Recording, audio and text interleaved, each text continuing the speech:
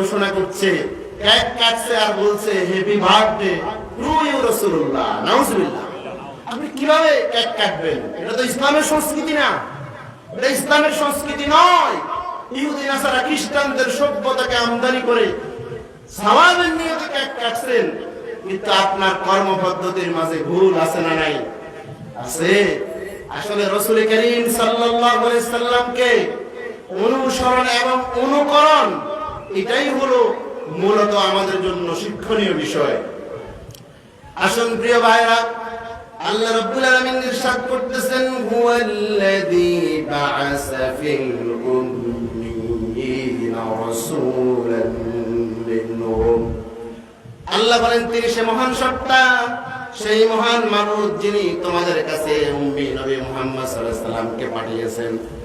আর এই নবীকে পাঠানোর পিছনে আল্লাহ তাআলার উদ্দেশ্য হলো রাসূলাম মিনহুম ইয়াতলু আলাইহিম আয়াতিহি, তিনি তোমাদেরকে আল্লাহর কোরআনের আয়াতসমূহ তেলাওয়াত করে শোনাবেন। সুবহানাল্লাহ।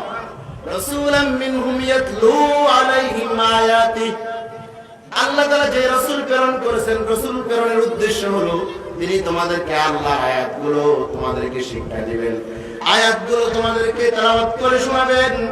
ওয়ায়ুযাক্কিহিম, আর এই কোরআনের শিক্ষা সমাজে বাস্তবায়নের মধ্য দিয়ে সমাজের প্রতিটা ক্ষেত্রে, ব্যক্তি, পরিবার, সমাজ, রাষ্ট্র, সকল ক্ষেত্রে কোরআনের বিধান কায়েম করার মধ্য দিয়ে নবীজি গোটা সমাজের কলুষিত ব্যবস্থাকে ধ্বংস করে গোটা সমাজকে রাসূলুল্লাহ পবিত্র করবেন। সুবহানাল্লাহ।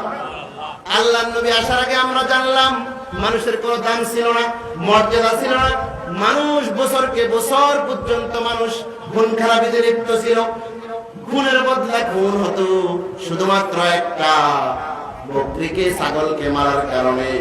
বনু বকর এবং বনু তাগালিব গোত্রের মাঝে 40 বছর পর্যন্ত যুদ্ধ হয়েছে।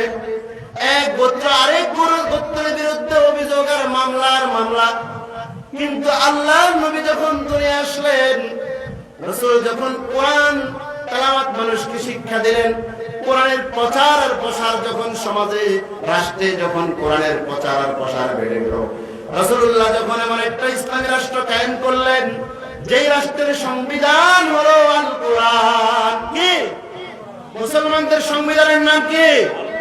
আল কোরআন। যখন রাষ্ট্রের সংবিধান হিসেবে কায়েম হয়ে গেল, এমন একটা অবস্থা হলো হযরত আবু বকর সিদ্দিক রাদিয়াল্লাহু তাআলা যখন খলিফাতুল মুসলিমিন, হযরত ওমর ফারুক রাদিয়াল্লাহু তাআলা যখন প্রধান বিচারপতি হিসেবে দায়িত্ব পালন করলেন, গোটা একটা বছর পর্যন্ত হযরত আবু বকরের আমলে, খলিফাতুল মুসলিমিন আবু বকরের আমলে হযরত ওমর প্রধান বিচারপতির দায়িত্ব পালন করলেন। এক বছর দায়িত্ব পালন শেষে ওমর ফারুক কি করলেন? খলিফার দরবারে অব্যাহতি পত্র জমা দিলেন। বলছেন, খলিফাতুল মুসলিমিন আবু বকর, আমি আর ইসলামী রাষ্ট্রের বিচারপতির দায়িত্ব পালন করতে চাই না। এই পদ থেকে আমি পদত্যাগ করতে চাই, আমাকে এই পদ থেকে অব্যাহতি দিন। খলিফাতুল মুসলিমিন আবু বকর বলছে, কি ব্যাপার, কেন আপনি এত বড় পদ থেকে আপনি পদত্যাগ করতে চান? রাষ্ট্রের চিফ জাস্টিস, প্রধান বিচারপতি, খলিফাতুল মুসলিমিনের প্রধান বিচারপতি ওমর ফারুক বলছেন, ওগো মুসলিম জাহানের খলিফা হযরত আবু বকর, গোটা একটা বছর আমি ইসলামী রাষ্ট্রের প্রধান বিচারপতির দায়িত্ব পালন করেছি, কিন্তু এই রাষ্ট্রে কোনো মানুষের বিরুদ্ধে কোনো অভিযোগ নাই।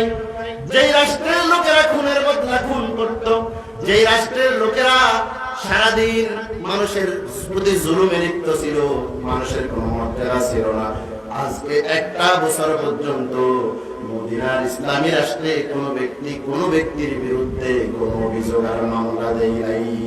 সুবহানাল্লাহ। খলিফাতুল মুসলিমিন বলছে, ওমর, ওগো প্রধান বিচারপতি, কেন যেই মানুষগুলো এত খারাপ ছিল, এত নোংরা ছিল, যে মানুষগুলো নিজের কন্যা সন্তানকে জীবন্ত কি দিত, আবার দিত, আল্লাহ তাআলা কোরআনে বললেন,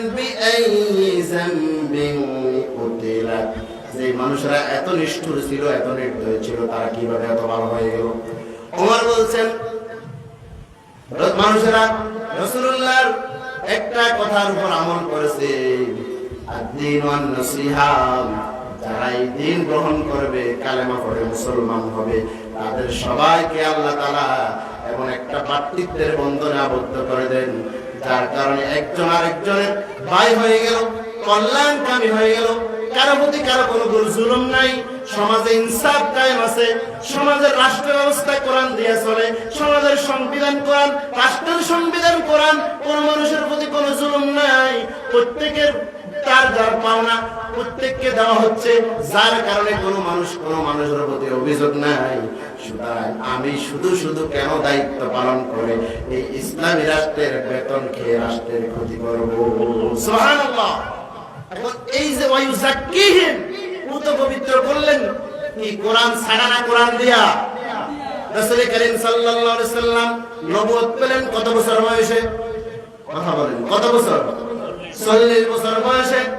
কিন্তু নবুয়তের আগে রাসূল করিম সাল্লাল্লাহু আলাইহি সাল্লাম 17 বছর বয়সে। তখনও তিনি সমাজের মানুষের ভালো করার চিন্তা করতেন, সব সময় সমাজ নিয়ে ভাবতেন।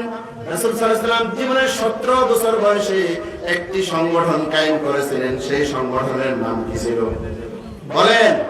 হিলফুল ফুজুল, শান্তি সংঘ তিনি প্রতিষ্ঠা করেছেন সমাজের অসঙ্গতিগুলো দূর করার জন্য, সমাজের মানুষকে কিভাবে ভালো রাখা যায়। কিন্তু রাসূলুল্লাহ 17 থেকে আপনার নবুয়ত পর্যন্ত 23টা বছর অক্লান্ত পরিশ্রম করেছেন। রাসূলুল্লাহর পরিকল্পনায় কোনো ভুল ছিল না, কিন্তু রাসূলুল্লাহ সফল হতে পারেননি, কারণ রাসূলুল্লাহর কাছে সংবিধান হিসেবে আল কোরআনের মেসেজ তখনও আসে নাই, ঠিক না? কিন্তু রাসূলুল্লাহ যখন 40 বছর বয়সে নবুয়ত পেলেন, কোরআন এখন রাসূলের কাছে আছে না নাই? আছে না নাই? এখন রাসূলুল্লাহ যে চিন্তা চেতনা সেগুলোর বাস্তবায়ন করার জন্য আল্লাহ তাআলা রাসূলকে আইন হিসেবে, বিধান হিসেবে, সংবিধান হিসেবে রাসূলকে আল্লাহ কোরআন দিলেন। আর সেই কোরআন দিয়ে রাসূল ওয়ায়ুযাক্কিহিম, সমাজের সমস্ত অন্যায়, অবিচার, জুলুমকে দুলিশাত করে মানুষকে পূর্ণ পবিত্র করলেন। আর কি করলেন? ওয়ায়ুআল্লিমুহুল কিতাব ওয়াল হিকমা, মানুষকে কিতাব শিক্ষা দিলেন, মানুষকে জ্ঞান ও বিজ্ঞান শিক্ষা দিলেন। আল্লাহ রাব্বুল আলামিন আগে মানুষের শিক্ষা ব্যবস্থা সৃষ্টি করেছেন। মানুষের শিক্ষা ব্যবস্থা কি হবে সেটা আগে নির্ধারণ করেছেন, তারপরে আল্লাহ তাআলা মানুষ বানিয়েছেন। আল্লাহ রাব্বুল আলামিন বলতেছেন, আর রহমান আল্লামাল কুরআন খালাকাল ইনসান আল্লামাহুল বায়ান। দয়াময় আল্লাহ যিনি কি করেছেন? কোরআন শিক্ষা দিয়েছেন। তারপরে আয়াতে আল্লাহ কি বললেন? খালাকাল ইনসান, মানুষের শিক্ষা ব্যবস্থা কি হবে সেটা আগে আল্লাহ নির্ধারণ করেছেন, কারণ পৃথিবী সৃষ্টির 50,000 বছর পূর্বে আল্লাহ রাব্বুল আলামিন তার কুদরতি কণ্ঠে কোরআনের সূরা আর রহমানের তেলাওয়াত ফেরেশতাদেরকে শোনাইছেন। সুবহানাল্লাহ।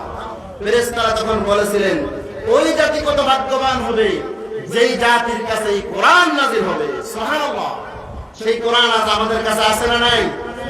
আছে না নাই? আমার রাসূল বিদায় হজের ভাষণে কি বলেছিলেন? লাকাদ তারাকতু ফীকুম আমরাইন লান তাদিল্লু মা তামাসসাকতুম বিহিমা কিতাবাল্লাহি ওয়া সুন্নাত রাসূলি।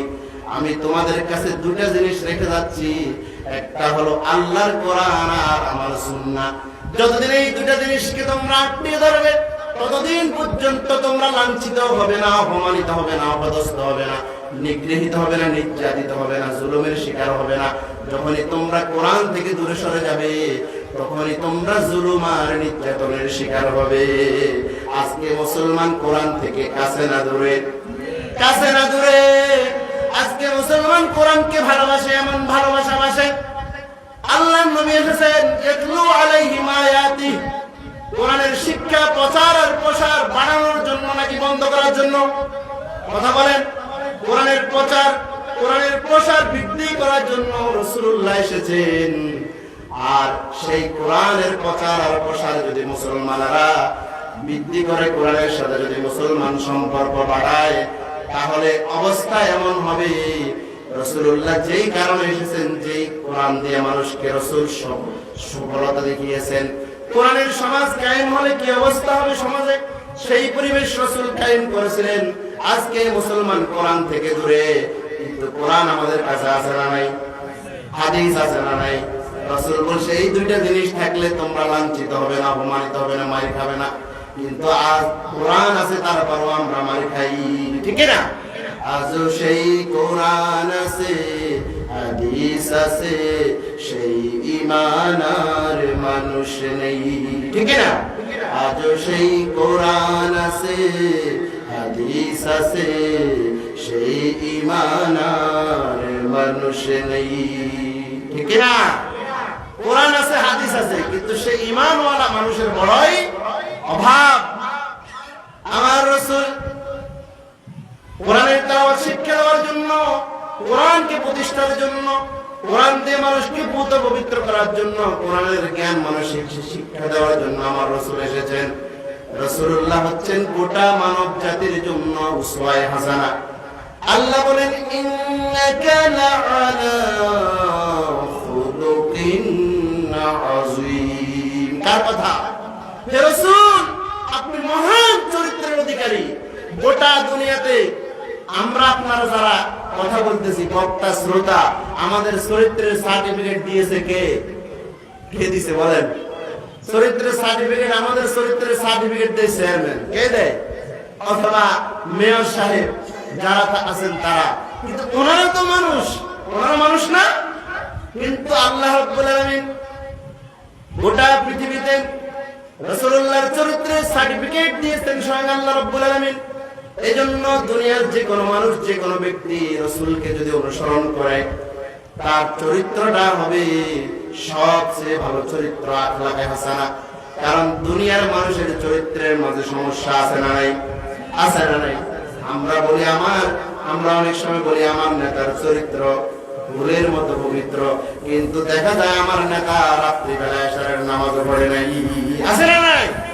আমার নেতা এশারের নামাজ পড়ে নাই। আমি তো আমার নেতার চরিত্র ফুলের মতো পবিত্র। সুতরাং আমরা বলবো আমার নেতা তোমার নেতা বিশ্বনবী মুস্তাফা, ঠিক না?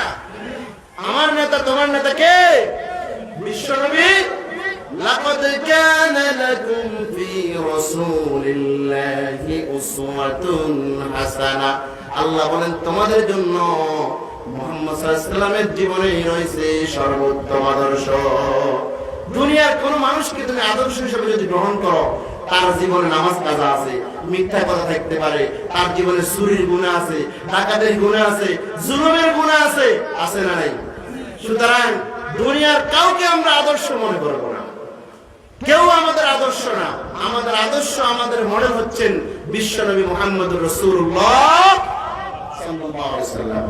আল্লাহ বলেন ইয়া আইয়ুহাল্লাযীনা আমানু আতিউল্লাহা ওয়া আতিউর রাসূল ওয়া উলিল আমরি মিনকুম। আল্লাহ বলেন ঈমানদাররা তোমরা আনুগত্য করো কার? ওয়া আতিউর রাসূল, আর কার? ওয়া উলিল আমরি মিনকুম, আর করো তোমাদের মধ্যে ওই দায়িত্বশীলদের, ওই নেতাদের, ওই লিডারদের যারা আল্লাহ এবং রাসূলের আনুগত্য করে, ওই নেতাদেরকে মানবা। আল্লাহ এবং রাসূলের আনুগত্য যার মাঝে নাই, আল্লাহ এবং রাসূলের বিধান যার মাঝে নাই, সেই লিডার আর সেই নেতার আনুগত্য করা যাবে না। নিষেধ করেছেন কে? এখন কিয়ামতের ময়দানে আল্লাহ বললেন ইয়াউমা নাদউ কুল্লা উনাসিম বিইমামিহিম। আমরা আগে বলছি আমার নেতা তোমার নেতা কে? বলেন আমার নেতা তোমার নেতা বিশ্বনবী। এটা তো ঠিক তো? সবাই এই কথার উপর অটল থাকতে পারবো তো? কবরে কি রাসূল নিয়ে প্রশ্ন আছে না নাই? আছে না নাই? এখন গোটা দুনিয়ার জীবনে রাসূলকে আপনি নেতা হিসেবে মানেন নাই। কিয়ামতের ময়দানে ইয়াউমা নাদউ কুল্লা উনাসিম বিইমামিহিম, প্রত্যেক মানুষকে তাদের নেতা সহ ডাকা হবে। কি সহ? কি সহ? নেতা সহ ডাকা হবে।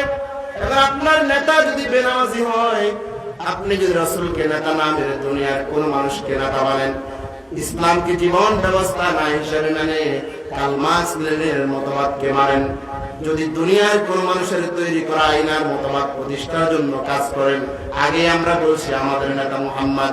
সুতরাং আমাদের সকল কর্মসূচি হবে মুহাম্মদুর রাসূলুল্লাহ সাল্লাল্লাহু আলাইহি ওয়াসাল্লামের দেখানো কর্মসূচি, ঠিক না?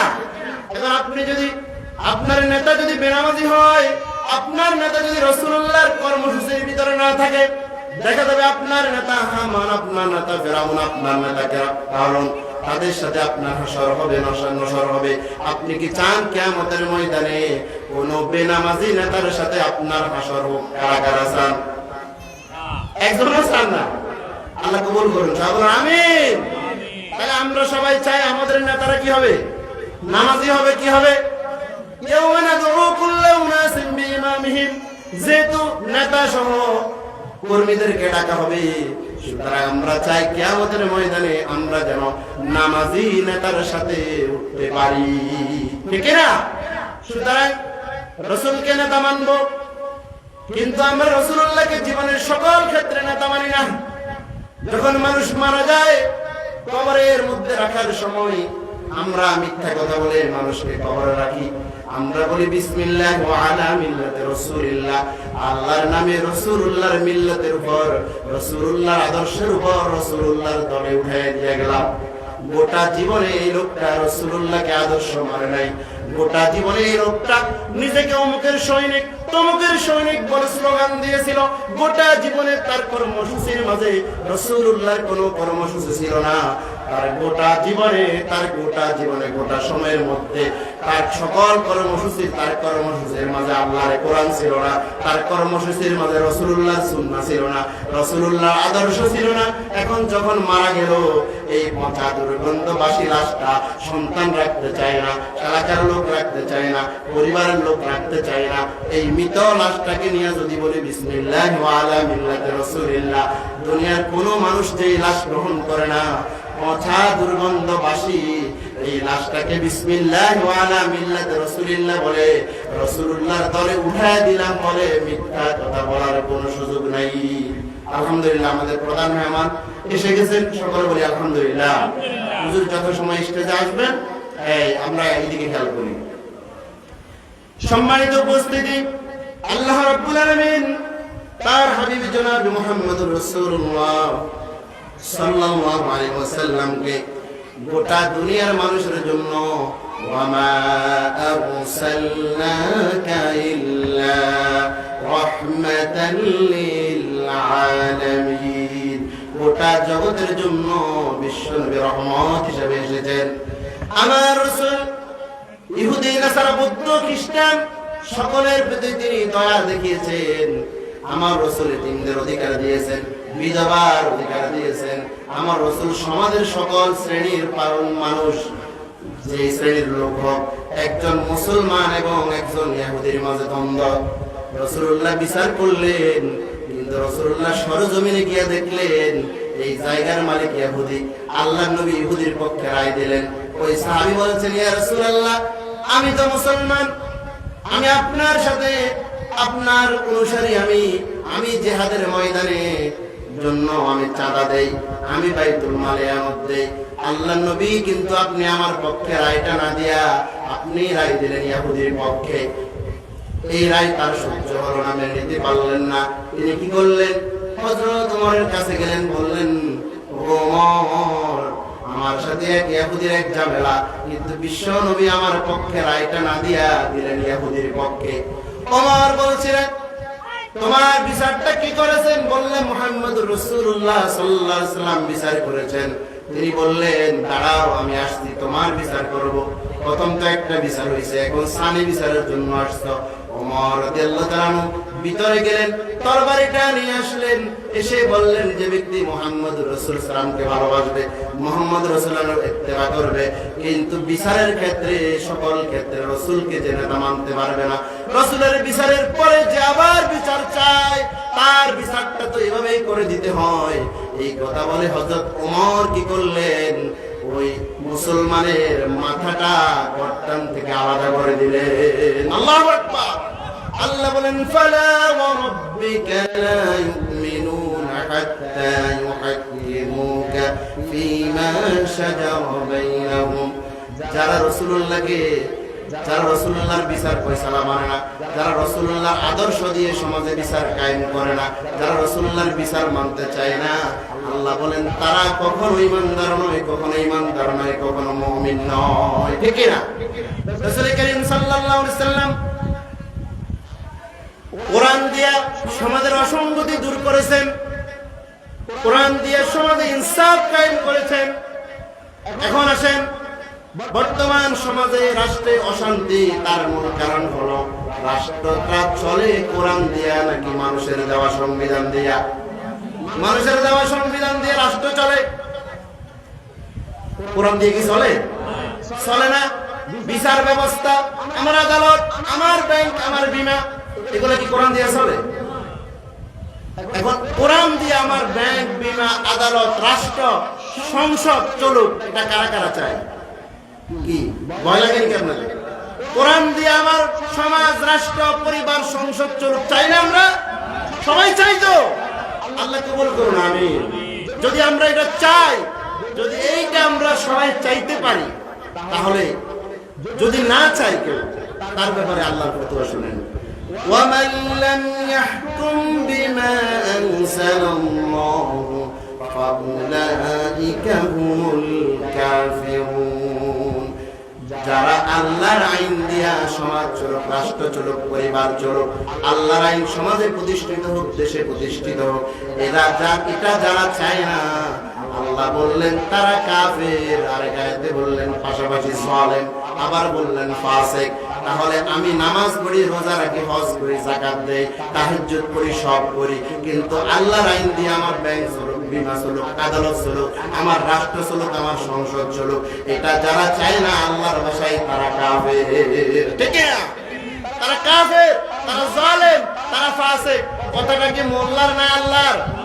কথাটা কি মোল্লার না আল্লাহর? আল্লাহর কথা মানতে কি নারাজ আছি আমরা? আল্লাহর কোন কথা শুনলে যদি আমার গায়ে জ্বালা পোড়া করে, আমার গায়ে যদি অ্যালার্জি বেড়ে যায়, বুঝতে হবে আমার মধ্যে মুনাফিকি আছে। ঠিক না? সুতরাং কোরআন আমার ভুলগুলো ধরে দেবে, কোরআন আমার দোষগুলো ধরে দেবে।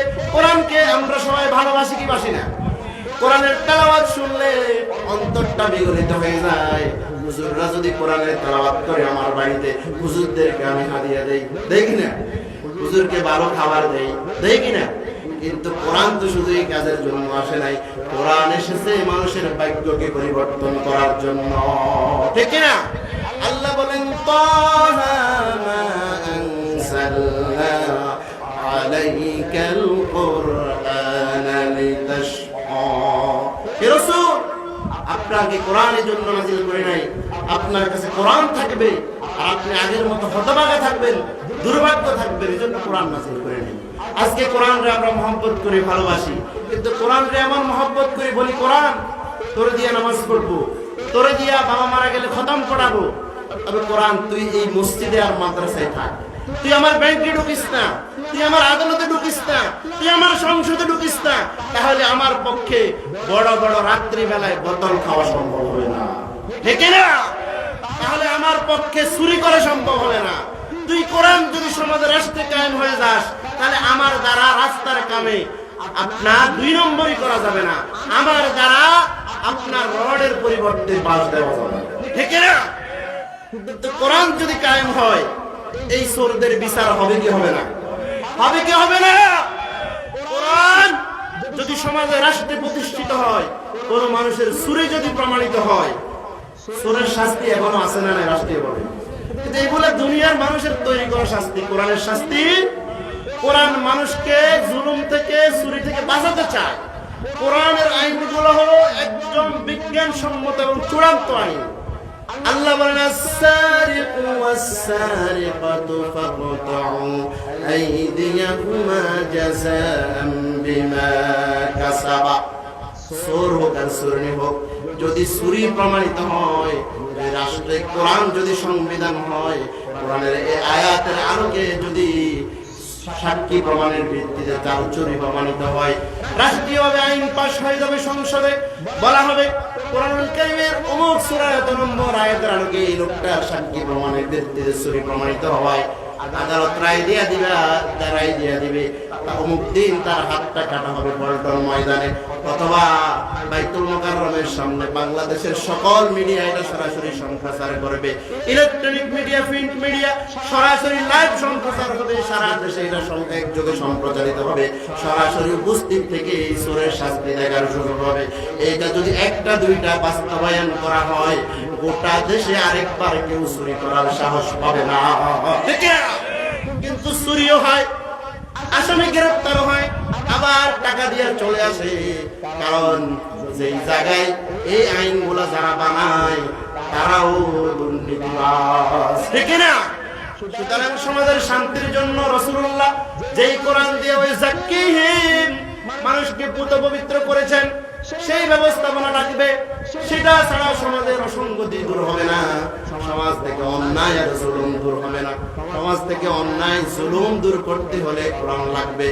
আমার রাসূল জনাবে মুহাম্মদ রাসূলুল্লাহ সাল্লাল্লাহু আলাইহি ওয়াসাল্লাম 40 বছর বয়সে যখন নবুয়ত পেলেন, রাসূলুল্লাহর নবুয়তের আগে গোটা মক্কার লোকেরা রাসূলকে আল আমিন বলে ডাকতো। কি বলে ডাকতো? আল আমিন as-সাদিক বলে ডাকতো। সবাই জানতো মুহাম্মদ সাল্লাল্লাহু আলাইহি ওয়াসাল্লামের মতো ভালো মানুষ আর 40 বছর বয়স রাসূলুল্লাহ নবুয়ত পেলেন। প্রথম 3টা বছর গোপনে গোপনে দাওয়াতি কাজ করলেন, পরিবারের লোকদের মাঝে দাওয়াত দিলেন।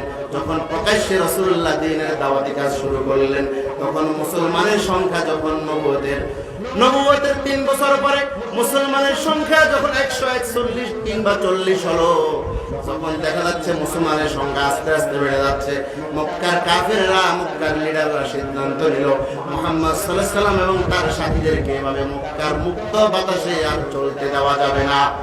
তারা সিদ্ধান্ত নিল সাহাবায়ে কেরামের প্রতি জুলুম আর নির্যাতনের মাত্রা বাড়িয়ে দিল। সাহাবীরা রাত্রি বেলায় নিজের ঘরে থাকতে পারে না, সাহাবীরা নিজের কর্মস্থলে যেতে পারে না, নিজের ব্যবসা বাণিজ্য যেতে পারে না। আল্লাহর নবীর কাছে আরজ করলেন, ইয়া রাসূলুল্লাহ, আপনি যখন প্রকাশ্যে দ্বীনের দাওয়াতি কাজ শুরু করলেন, আল্লাহর নবী ঘোষণা দিলেন, ইয়া আইয়ুহান নাস কুলু লা ইলাহা ইল্লাল্লাহ তুফলিহুন। হে মানুষেরা, তোমরা সবাই বলো আল্লাহ ছাড়া কোনো মাহবুদ নাই, বিধানদাতা নাই, আইনদাতা নাই, তাহলেই তোমরা কি হবে? কামিয়াব হবে, সফল হবে। ইয়া রাসূলুল্লাহ, প্রকাশ্যে আপনি মানুষকে কালেমার দাওয়াত দিচ্ছেন, এখন আমাদের প্রতি জুলুম আর অত্যাচার, নির্যাতন, ইস্তেমরার বেড়ে গেছে। আল্লাহর নবী বললেন, যাও তোমরা আবিসিনিয়া হিজরত করো। কোথায় হিজরত করো? আবিসিনিয়া। পর্যায়ক্রমে যেতে যেতে প্রায় 101 জন আবিসিনিয়া হিজরত করলেন, আর আছে 40 জন। এই অবস্থায় তারা যখন সেখানে চলে গেলেন, যাওয়ার পরে সেখানে গিয়েও তারা শান্তি পান নাই। মক্কার লিডাররা সিদ্ধান্ত নিল, এই লোকদেরকে সেখানেও শান্তি থাকতে দেওয়া যাবে না। তারা এখান থেকে আমর ইবনুল আস সহ 2 জনকে তারা পাঠালো, বললেন যে যাও তোমরা সেখানে আবিসিনিয়ার বাদশার জন্য তোমরা মোটা অঙ্কের ঘুষ নিয়ে যাও, যাইয়া সেখানে মুহাম্মদ সাল্লাল্লাহু আলাইহি ওয়াসাল্লামের সাহাবীদের বিরুদ্ধে যত বদনাম করা যায়, মুহাম্মদ সাল্লাল্লাহু আলাইহি ওয়াসাল্লামের সাহাবীদের বিরুদ্ধে যত কুৎসা রটনা করা যায় সব বলবে, বলে তাদেরকে সেখান থেকে আবার দেশে ফেরত আনতে হবে। তারা সেখানে গেল, যাওয়ার পরে সাহাবায়ে কেরামের বিরুদ্ধে আবিসিনিয়ার বাদশার কাছে তারা অনেক অভিযোগ করলো। আবিসিনিয়ার বাদশা বলছে, তোমাদের 2 জনের কথা শুনলাম, আমি এখন মুসলমানদের নবী মুহাম্মদ সাল্লাল্লাহু আলাইহি ওয়াসাল্লামের যে সাহাবীরা এসেছে তাদের মাঝ থেকে আমি কথা শুনতে চাই। সেখানে ভিতরে যাওয়ার চান্স পেলেন রাসূলুল্লাহর প্রিয় সাহাবী, রাসূলুল্লাহর চাচাতো ভাই হযরত জাফর বিন আবি তালিব রাদিয়াল্লাহু তাআলা আনহু, যিনি ঐতিহাসিক মুতার যুদ্ধে শাহাদাত বরণ করেছেন। সেই জাফর বিন আবি তালিবকে ডাকা হলো, তিনি সেখানে গেলেন। কথাবার্তার এক পর্যায়ে তিনি বললেন, নবী আবিসিনিয়ার বাদশা, আমি আপনাকে কোরআনুল কারীমের সূরা থেকে, কোরআনুল কারীম থেকে কিছু তেলাওয়াত করে শোনাতে চাই। সুবহানাল্লাহ। কোরআনুল কারীমের সূরা মারইয়াম থেকে তিনি সুললিত কণ্ঠে তেলাওয়াত করলেন। এই তেলাওয়াত শুনে আবিসিনিয়ার বাদশা বলছে, কি চমৎকার এক কোরআন শোনাইলা, জীবন অনেক ধর্মগ্রন্থের তেলাওয়াত শুনেছি, আবৃত্তি শুনেছি, কিন্তু এত সুমধুর সুললিত কণ্ঠের তেলাওয়াত তো কোনোদিন শুনি নাই। সুবহানাল্লাহ। সেই সুললিত কণ্ঠের কোরআন তেলাওয়াত শুনে আবিসিনিয়ার বাদশা বলছে, তোমার বাকি সাথীরা কোথায়? আজ থেকে তোমরা যে কোরআন আমার তেলাওয়াত করে শোনালে, এই কোরআন আমার অন্তরটাকে নরম করে দিয়েছে, এই কোরআন আমার অন্তরটাকে উজালা করে দিয়েছে। আজ থেকে মক্কা থেকে রাসূলুল্লাহর সাহাবী যারা আমার আবিসিনে হিজরত করে এসেছে, এই 101 জন সাহাবী এখন থেকে আবিসিনিয়ার বাদশার রাজ দরবারের মেহমান। সুবহানাল্লাহ। ব্যবস্থা করেছেন কে? কে করেছেন? সাহাবায়ে কেরামের প্রতি যত রাসূলুল্লাহ দ্বীনের দাওয়াত যতই বাড়াচ্ছেন, অত্যাচারের মাত্রা বাড়ে না কমে? বাড়ে না কমে? এত বাড়তেছে, বাড়তে বাড়তে সাহাবায়ে কেরাম হযরত খাব্বাব বিন আরদ রাদিয়াল্লাহু তাআলা আনহু রাসূলুল্লাহ একদিন কাবার দেওয়ালে কাবার চত্বরে হেলান দিয়ে বসে আছেন। খাব্বাব বিন আরদ যায় বলছেন, আলা তাস্তানসিরুনা আলা তাদউ লানা ইয়া রাসূলুল্লাহ, এ রাসূল আপনি কি আমাদের জন্য দোয়া করবেন না? আপনি যতই দাওয়াতি কাজ বাড়াচ্ছেন, যতই মানুষকে কালিমার দাওয়াত দেওয়া প্রকাশ্যে শুরু করেছেন, ততই আমাদের প্রতি জুলুম আর নির্যাতনের মাত্রা বেড়ে যাচ্ছে। ইয়া রাসূলুল্লাহ আপনি কি আমাদের জন্য দোয়া করবেন না? আল্লাহর নবী বলেন, ও আমার সাহাবীরা, তোমাদের পূর্বে যারা দ্বীনের দাওয়াতি কাজ করেছে ওই সমস্ত নবী আর রাসূলরা তাদের উম্মতদের প্রতি এত জুলুম আর নির্যাতন হয়েছে, তাদের লোহার চিরুনি দিয়া তাদের শরীর থেকে, হাত থেকে গোশতগুলো আলাদা করা হয়েছে। আজকে তোমাদের প্রতি এখনো সেই জুলুম আসে নাই, তোমরা বড়ই তাড়াহুড়া করছো। আমার সাহাবীরা, এমন একটা সময় আসবে, হাত্তা ইয়াসিরার রাকিবু মিন সানা ইলা হাদরামাউত, এমন একটা সময় আসবে ইয়েমেনের রাজধানী সানা থেকে শুরু করে হাদরামাউত পর্যন্ত যখন সমাজে কোরআন কায়েম হয়ে যাবে, রাষ্ট্রীয়ভাবে যখন কোরআনের বিধান চালু হয়ে যাবে, ইয়েমেনের রাজধানী সানা থেকে হাদরামাউত পর্যন্ত একজন সুন্দরী রমণী রূপসী নারী একাকী চলে যাবে, কিন্তু তার মনে আল্লাহর ভয় ছাড়া কারো ভয় থাকবে না। সুবহানাল্লাহ। সাহাবীরা, তোমরা বড়ই তাড়াহুড়া করছো। তাড়াহুড়া করার দরকার নাই। যেই লোকেরা রাসূলুল্লাহকে আলামিন উপাধি দিয়েছে, রাসূলকে আমানতদার হিসেবে উপাধি দিয়েছে, নিজেদের টাকা পয়সা রাসূলুল্লাহর কাছে জমা রেখেছে, আজকে তারা রাসূলকে, সাহাবায়ে কেরামকে জুলুম আর নির্যাতন নিষ্পেষণ করতে করতে সর্বশেষ পরিস্থিতি এমন হয়েছে, রাসূলুল্লাহ মক্কা থেকে মদিনায় চলে যেতে বাধ্য হয়েছেন আল্লাহর নির্দেশে। কাফেররা দারুন নদওয়ার বৈঠকে তাদের মন্ত্রণালয়ে সিদ্ধান্ত হলো মুহাম্মদুর রাসূলুল্লাহকে এবং তার সাহাবীদেরকে মক্কার এই জমিনে আর দাওয়াতি কাজ করতে দেওয়া যাবে না। তারা সিদ্ধান্ত নিল মুহাম্মদ সাল্লাল্লাহু আলাইহি ওয়াসাল্লামকে মেরে ফেলতে হবে, মুহাম্মদ সাল্লাল্লাহু আলাইহি ওয়াসাল্লামকে জমিন থেকে বিদায় করে দিতে হবে। পুরস্কার ঘোষণা করলো যে মুহাম্মদ সাল্লাল্লাহু আলাইহি ওয়াসাল্লামকে জীবিত অথবা মৃত এনে দিতে পারবে, মুহাম্মদ সাল্লাল্লাহু আলাইহি ওয়াসাল্লামের মস্তকটা এনে দিতে পারবে, তার জন্য রাষ্ট্রীয়ভাবে 100 আপনার সবল তেজি লাল উট তার জন্য পুরস্কার ঘোষণা করা হলো। এই ঘোষণা দিল তারা। আল্লাহ তাআলা রাসূলকে সিদ্ধান্ত দিলেন, ইয়া রাসূলুল্লাহ, আর আপনি মক্কায় থাকতে পারবেন না, মক্কায় আপনার থাকার আর পরিবেশ নাই। এখন বলেন, যেই লোকেরা রাসূলকে আলামিন বলছে, এখন মায়েরও তো তারা দেয় নাকি? আগে বলছে আলামিন, এখন তারা মায়ের দেয়। কারণটা কি? কারণ হচ্ছে রাসূল করিম সাল্লাল্লাহু আলাইহি সাল্লাম যখন দ্বীনের দাওয়াতি কাজ করতেন, মক্কার লিডাররা বুঝলেন যেভাবে মুহাম্মদুর রাসূলুল্লাহ সাল্লাল্লাহু আলাইহি ওয়াসাল্লাম দাওয়াতি মিশন যেভাবে এগিয়ে যাচ্ছে, এই দাওয়াতের মিশন যদি চলতে থাকে, এক পর্যায়ে আমরা যারা লিডার আছি, আমাদের নেতৃত্ব কর্তৃত্ব থাকবে। আপনারা জানেন, এই লিডাররা কিন্তু রাত্রিবেলা গোপনে গোপনে রাসূলের তেলাওয়াত শুনছে কি শুনে নাই? রাত্রিবেলা রাসূলুল্লাহর ঘরের পাশে যায় কান পাতি তেলাওয়াত শুনতো। ভোর হলে যখন সকাল হয়ে যেত, তখন দৌড় দেওয়ার সময় আবু লাহাব, আবু জাহাল, উতবা, সাইবা একজনের সাথে আরেকজনের ধাক্কাধাক্কি হয়েছে কি হয় নাই? তুই কেন আসছিস? তুই কেন আসছিস? রাত্রে অনেক চেষ্টা করলাম ঘুমানোর জন্য, মুহাম্মদ রাসূলুল্লাহর কণ্ঠে কোরআনের তেলাওয়াত না শুনলে রাত্রে ঘুমটা হয় না। সুবহানাল্লাহ। তাইলে দিনের বেলা মুহাম্মদ সাল্লাল্লাহু রাত্রে বেলা তেলাওয়াত শুনোস, আর দিনের বেলা মুহাম্মদের বিরোধিতা করস, মুহাম্মদের বিরুদ্ধে আইন পাস করস, মুহাম্মদের সাহাবী আর অনুসারীদেরকে উৎখাত করার জন্য ষড়যন্ত্র করস। ওই যে এটা তো করি স্বার্থে, দলীয় স্বার্থে। কি স্বার্থে? দলীয় স্বার্থে, ক্ষমতা টিকে রাখার জন্য। বলছে না, আজ থেকে আর আমরা যাব না। সবাই সিদ্ধান্ত নিল নেতার হাতে হাত রেখে। এখন সবাই রাত্রিবেলা চিন্তা করে, আজকে তো কেউ যাবে না, যেহেতু নেতার হাতে হাত রেখে ওয়াদা করেছে, বাস আজকেও সবাই এখন পরে আবার ভোরবেলা সবার সাথে সবার দেখা কিরে কেউ আসবি না বলছে, তুই কেন আসলি, তুই কেন আসলি, তুই যেই কারণে আমিও সেই কারণে। হয় না, এইভাবে আর হবে না। যদি আমরা নেতারা মুহাম্মদ রাসূলুল্লাহ তেলাওয়াত শুনি, যদি আমরা রাসূলুল্লাহ কোরআনের তেলাওয়াত শুনি, এক সময় আমরা নেতারাই মুসলমান যাব। সুবহানাল্লাহ, নেতারাই কি হয়ে যাব? হয় না, হবে না। কালকে মন্ত্রণালয়ের বৈঠক ডাকো, সিদ্ধান্ত হবে একটা আইন করতে হবে। তারা সকলে মিলে একটা আইন করলো, সকলে মিলে আইন পাস করলো, লা তাসমাউ লিহাযাল কুরআন ওয়ালগাউ ফীহি লাআল্লাকুম তাগলিবুন। আল্লাহু আকবার। তারা আইন পাস করলো, যেভাবে আমরা নেতারা মুহাম্মদ রাসূলুল্লাহ সাল্লাল্লাহু আলাইহি ওয়াসাল্লামের কোরআন তেলাওয়াত শোনা শুরু করছি, এক সময় দেখবে আমরা কি হয়ে যাবো, মুসলমান হয়ে যাবো। তখন আমাদের বাপ দাদার ধর্ম আর থাকবে না, আমাদের দলের নেতৃত্ব কর্তৃত্ব আর কিছু থাকবে না। সুতরাং আইন করি পাস করি ফেলো, লা তাসমাউ, তোমরা কেউ কোরআন শুনবা না, কোরআন শুনবা না, কোরআন শুনতে যেও না, কোরআন শুনতে দিও না।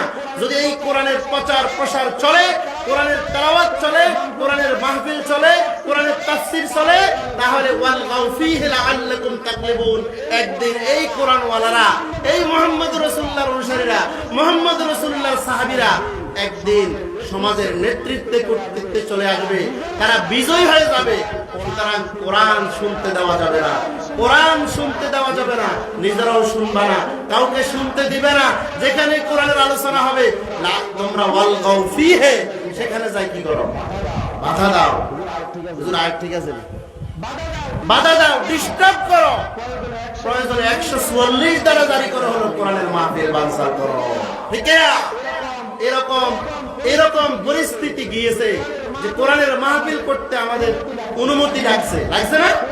কিন্তু এখন কোরআনের মাহফিল করতে অনুমতি লাগে না। আপনারা কি চান অবাধে, অনুমতি ছাড়া শান্তিপূর্ণভাবে বাংলার প্রতিটা মাঠে ময়দানে কোরআনের আলোচনা চলুক? সবাই কি চান? কারা কারা চায়? হাতটা উঠায় উঠায় আল্লাহ দেখায়। কারণ কোরআন যত চর্চা হবে, সমাজ থেকে জুলুম, নির্যাতন, অত্যাচার এগুলো আস্তে আস্তে কি হয়ে যাবে, বন্ধ হয়ে যাবে। সুতরাং রাসূল এসেছেন এই সমাজে, এই রাষ্ট্রে কোরআন কায়েমের জন্য।